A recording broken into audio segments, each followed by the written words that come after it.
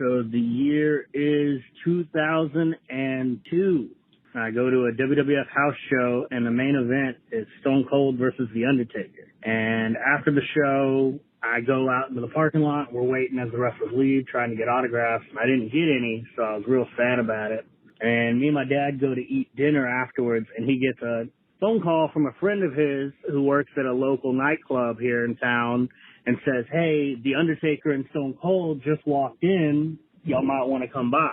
So we end up going to the bar, and my dad's like, go in, go try to meet him. And I'm like 12 years old at this point, just walking into a bar by myself. And I walk in, and I see Stone Cold and The Undertaker sitting at the bar, just having a couple drinks. And I'm like, oh, no, this could be my moment to try to meet him.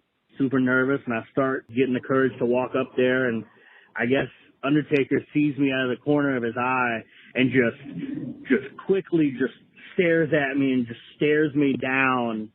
And I'm pretty sure that was my first ever panic attack.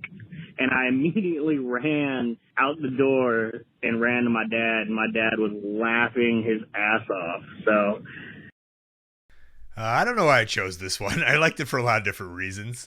I do like the idea of pinpointing your exact first panic attack.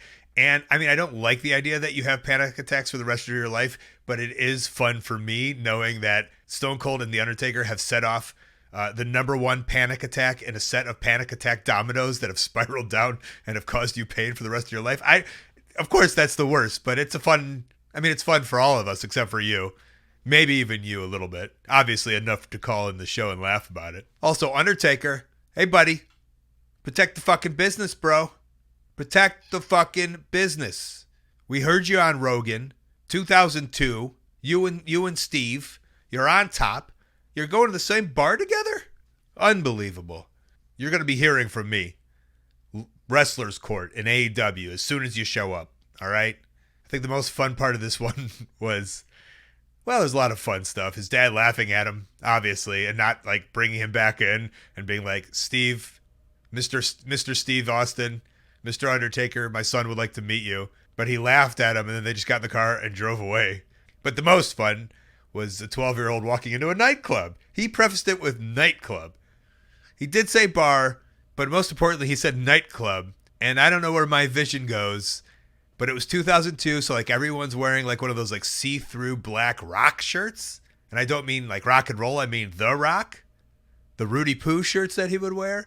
And so then this kid like also is 12, but also wearing that with like beige long Jenkos maybe popping out. Walking into the nightclub. Doesn't get ID'd because he's cool. Everyone's drinking. Everyone's got glow sticks maybe. I don't know if it's a bar. There was a little bit of like a Pee Wee Herman's biker bar and nightclub glow stick. It was like a mesh of both. But this 12-year-old walked in, and The Undertaker's just trying to have the time of his life. So sorry, kid. You gotta go. Not because you're underage and there's alcohol around you when there shouldn't be. It's because The Undertaker doesn't want to hang out with you. Sorry. Hey, thanks for watching. That call was part of a whole podcast called Wrestling Anonymous. Listen to the whole thing weekly. Wherever you listen to your podcasts, go subscribe. And while you're at it, subscribe right here on YouTube to Colt Cabana's channel. Thank you.